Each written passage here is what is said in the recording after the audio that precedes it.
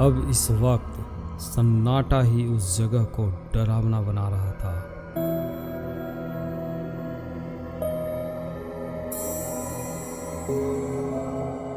और उस कमरे से मक्खियों की भनभनाहट ही उस सन्नाटे को खत्म कर रही थी।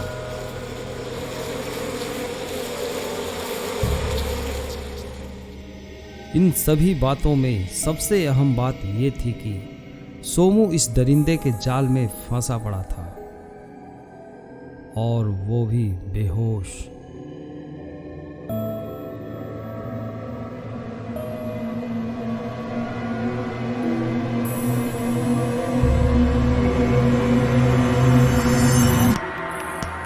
परंतु एक बात ये थी कि सोमू आखिर इतनी आसानी से उस दरिंदे के जाल में फंसा कैसे, और गद्दे वाले बेड के ऊपर गिरने के बाद बेहोश कैसे हो गया।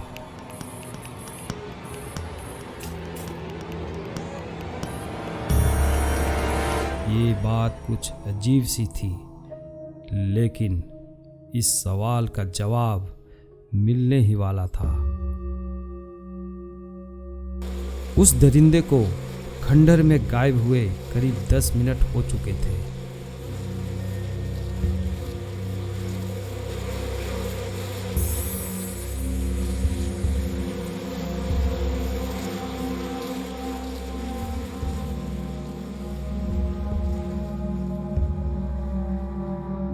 तभी सोमू के शरीर में कुछ हलचल सी होती है,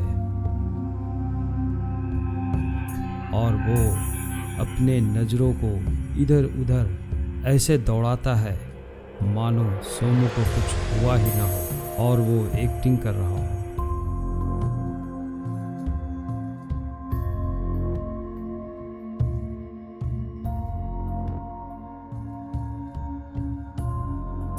लेकिन कई सवालों में एक सवाल ये भी था कि वो उस दरिंदे के साथ कोई विरोध क्यों नहीं किया जब वो उसका हाथ पैर बांध रहा था।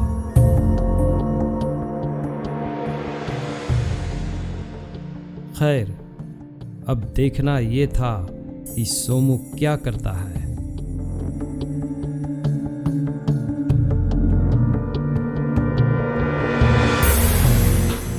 थोड़ा वक्त बीत जाने के बाद सोमू कुछ बोलता है।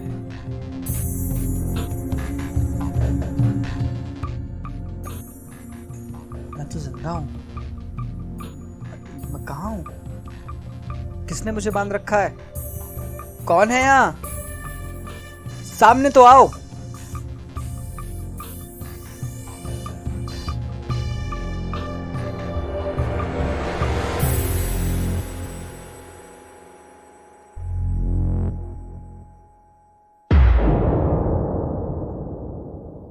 और फिर एक बार अपने हाथ और पैर को खींचने की कोशिश करता है अपने आप को आज़ाद करने के लिए,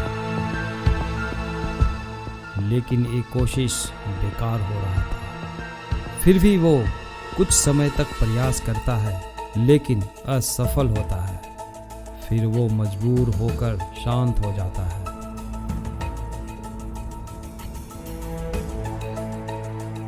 जब तक सोमू उस बंधन से आजाद नहीं होता, वो कुछ कर नहीं सकता था। अब सोमू अपने बंधे हुए हाथ पैरों पर जोर लगाता है खुद को आजाद करने के लिए, जो कि हर बार बेकार हो जा रही थी। फिर भी सोमू अपने आप को आजाद करने की कोशिश करता रहता है, पर हर बार उसके हाथ नाकामी ही लगती है।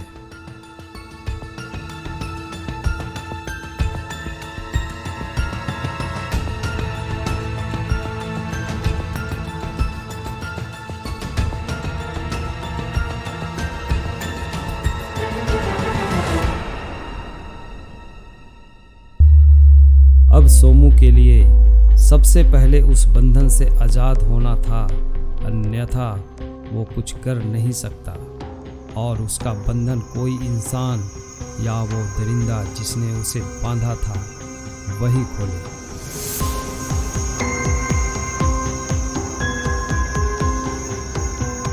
परंतु ये बात हो नहीं सकती कि शिकारी ही अपना शिकार को आज़ाद कर दे। कहते हैं कि कोई भी समस्या का समाधान समय के साथ ही हल होती है। अब सोमू के लिए इंतजार करना है, इस वक्त उसका हल था।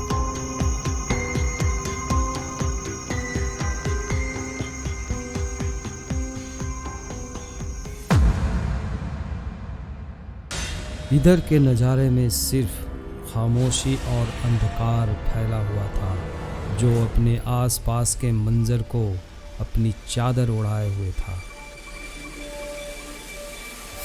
जो माहौल को और भी डरावना बना रहा था।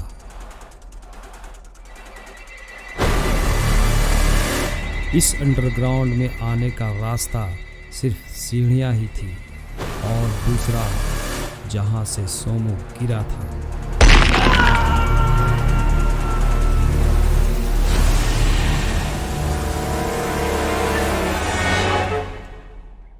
फिलहाल सोमू को इस जगह के बारे में कुछ पता नहीं था।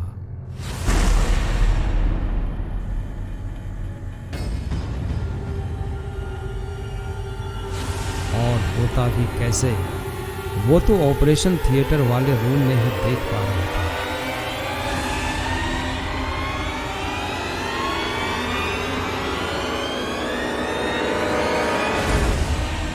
इस वक्त सोमू अब उस इंसान का इंतजार कर रहा था, उसके पास आने का, क्योंकि सोमू को पता था कि उसे वही इंसान खोल सकता है जिसने उसे बांधा था।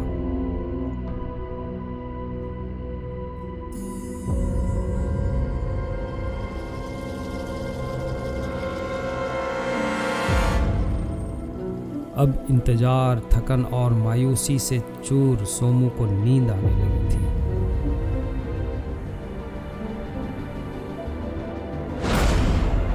क्योंकि अब रात के करीब 3 बज चुके थे और उस दरिंदे का कहीं से आहट भी नहीं मिल रहे थे।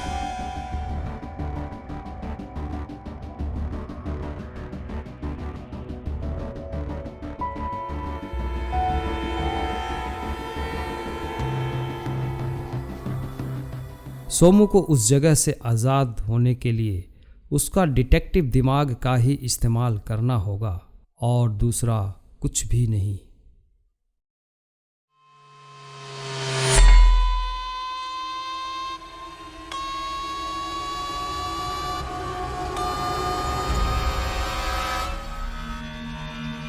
इस प्रकार कुछ समय बीतने के बाद अचानक उस सन्नाटे में फिर से किसी के चलते हुए कदमों की आवाज़ सुनाई पड़ती है।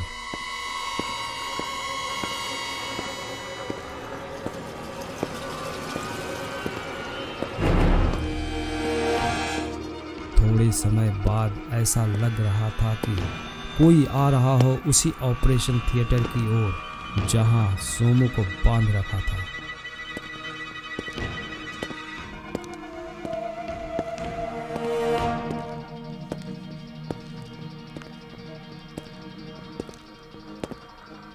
वो कोई और नहीं, वही दरिंदा चल के फिर से वापस आने लगता है। उसके कदमों की आवाज़ सोमू के कानों तक सुनाई देता है। फिर सोमू बिल्कुल सतर्क हो जाता है। अब उसका सामना होने वाला था उस दरिंदे के साथ, क्योंकि वो कुछ नहीं कर सकता है अपने आप को बचाने के लिए इस हालत में।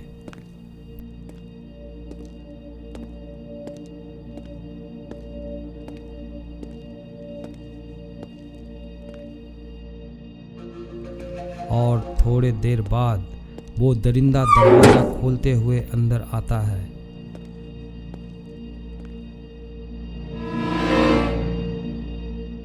इस बार उस दरिंदे के हाथ में एक खंजर होता है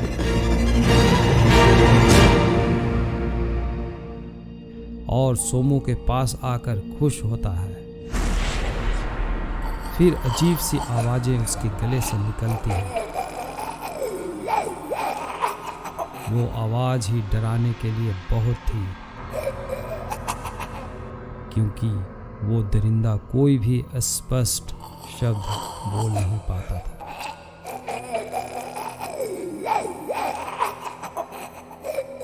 फिर सोमू बोलता है, भाई आपने मुझे बांध क्यों रखा है? मैं तो आपका दोस्त हूँ। क्या चाहते हो आप मुझसे?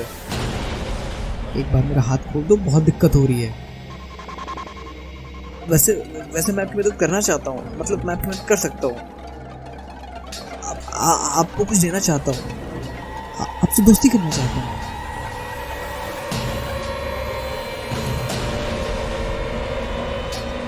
सोमू के इस बात को सुनने के बाद वो दरिंदा कुछ अजीब सी आवाज़ें निकालता है और ज़्यादा गुस्से में आ जाता है।